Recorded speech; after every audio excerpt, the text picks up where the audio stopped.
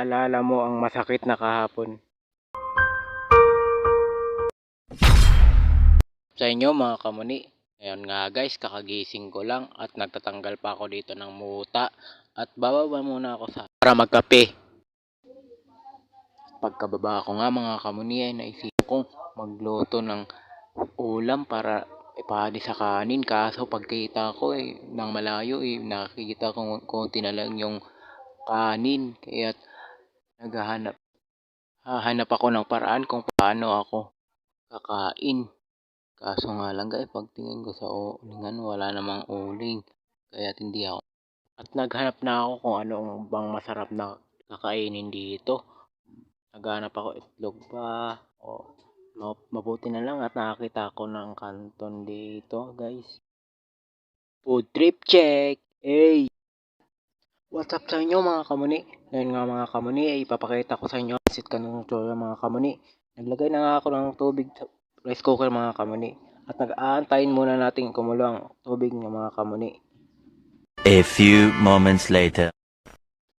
After habang pag-aantay mga kamuni ay kumulo na rin ang ating tubig mga kamuni. At lalagay ko na nga mga kamuni ang ating pansit canton mga kamuni. Pansit canton yan. Pagkatapos nating ilagay mga kamuni ay aantayin muna natin lumambot ang pansit canton. Baka chef boy yan. After nga mga kamuni ay naluto na rin ang ating pansit canton at minimikos-mikos ko na to. Mix to the left, mix to the right. Everybody mix, mix, mix and right. Baka si Romel yan. At tapos na mga kamuni at ilalagay ko na ito sa plato.